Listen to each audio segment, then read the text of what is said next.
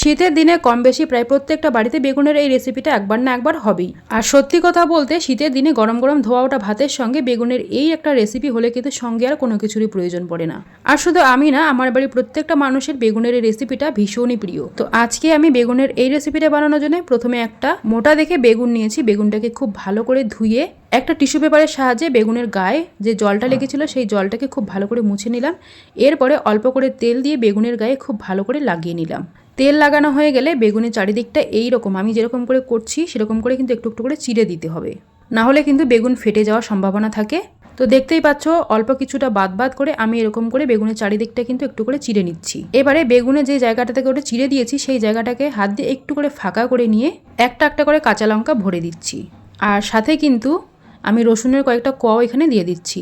এরকম করে বেগুনের প্রত্যেকটা চেরা অংশই কাঁচা লঙ্কা আর রসুন ভালোভাবে ভরে নিলাম। এই যে দেখতে পাচ্ছ চারিদিকটাতে কিন্তু খুব ভালো করে আমি ভরে নিয়েছি। এরপর গ্যাসের আঁচটাকে জ্বালিয়ে বেগুনটাকে পুড়িয়ে নিতে হবে। এতক্ষণে হয়তো তোমরা নিশ্চয়ই বুঝতেই পেরে গেছো যে আজকে আমি কি বানাচ্ছি। তো হ্যাঁ, তোমরা ঠিকই বুঝতে পেরেছো, আজকে আমি বানাচ্ছি বেগুনের ভর্তা একদম সাধারণভাবে। প্রত্যেক বাঙালি বাড়িতে শীতের দিনে কম বেশি সপ্তাহে 1-2 দিন তো এই বেগুনের ভর্তাটা পাতে থাকতেই হবে। আমাদের বাঙালিদের কিছু কিছু পছন্দের রেসিপি আছে যেগুলোকে সঠিক সময়ে না খেলে মনে হয় যেন জীবন থেকে অনেক কিছুই বাদ পড়ে গেল। তো যাই হোক, দেখতেই পেলে বেগুনটাকে কিন্তু আমি উল্টে পাল্টে চারিদিক থেকে খুব ভালো করে পুড়িয়ে নিয়েছি। বেগুনটাকে এমন করে পুড়তে হবে যেন বেগুনের ভিতর পর্যন্ত খুব ভালোভাবে সেদ্ধ হয়ে যায়। এরপর বেগুনটা পোড়া হয়ে গেলে নামিয়ে একটু ঠান্ডা করে নিয়ে বেগুনের যে খোসাটা আছে সেটা কিন্তু ফেলে দিতে হবে। ওই যে বেগুন পোড়ার আগে যে আমি বেগুনের গায়ে একটু তেল লাগিয়ে নিয়েছি সেই জন্যই কিন্তু এই বেগুন পোড়ার খোসা ফেলতে কোনো ঝামেলা হবে না। দেখতেই পাচ্ছ কত সুন্দর করে বেগুনের খোসাগুলো উঠে গেল আর কত সুন্দর পরিষ্কারও হয়ে গেল। আর ভেতরে যে রসুন আর কাঁচা লঙ্কা ছিল সেগুলো কিন্তু খুব ভালো করে সেদ্ধ হয়ে গেছে। বেগুনের সঙ্গে যে কাঁচা লঙ্কা আর রসুন দিয়েছি সেগুলো তো দিয়েছি, আর আমি আলাদা করে 2-3 কোয়া রসুন আর 2টো কাঁচা লঙ্কাকে পুড়ে নিয়েছি। এতে করে কিন্তু বেগুন ভর্তাটা খেতে খুব ভালো লাগবে। তো যাই হোক, বেগুনটা খুব ভালো করে পরিষ্কার করে নিয়ে এবার ভেতরটা কিন্তু দেখতে হবে ভেতরে কোনো পোকা আছে নাকি। তো আমি দেখলাম খুব ভালো করে কোনো পোকা নেই। তো ছুরির সাহায্যে বেগুনটাকে ছোটো ছোটো টুকরো করে কেটে নিলাম। এরপরে বেগুনের উপরে দিয়ে দিলাম ধনেপাতা কুচি, পেঁয়াজ কুচি, স্বাদমতো লবণ আর 1 চামচ মতো সর্ষের তেল।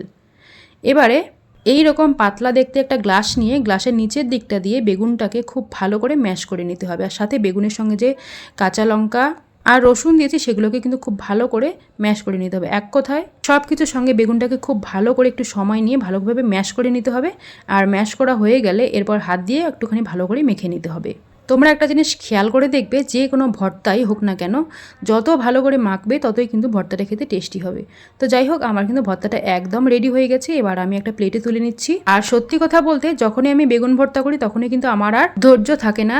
তাই আমি এই প্লেটের মধ্যে একটুখানি ভাত নিয়ে এখন গরম গরম বেগুন ভর্তা আর গরম গরম ভাতের সঙ্গে একদম মেখে খাবো। এই শীতের দিনে গরম গরম ধোয়াটা ভাতের সঙ্গে এরকম বেগুন ভর্তা হলে আমার কিন্তু সঙ্গে আর কোনো কিছুরই প্রয়োজন হয় না। তো ভর্তা দিয়ে ভাত মেখে খাওয়ার সময় মনে হলো আর একটু কাঁচা সর্ষের তেল দিলে কিন্তু মন্দ হয় না। আর সত্যি বলছি, ওপর থেকে একটু কাঁচা সর্ষের তেল ছড়িয়ে দেওয়ার পরে এত সুন্দর ঘ্রাণ বেরোচ্ছিল আর মুখে এক গাল নেওয়ার সাথে সাথেই মনে হচ্ছিল যেন অমৃত।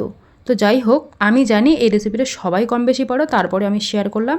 যদি তোমাদেরকে রেসিপিটা ভালো লাগে তাহলে লাইক কমেন্ট শেয়ার করে দিয়ে আমার ইউটিউব চ্যানেলটিকে সাবস্ক্রাইব করে দিবে। সবাই খুব ভালো থেকো, দেখা হচ্ছে আর একটা নতুন ভিডিওর সঙ্গে। টাটা।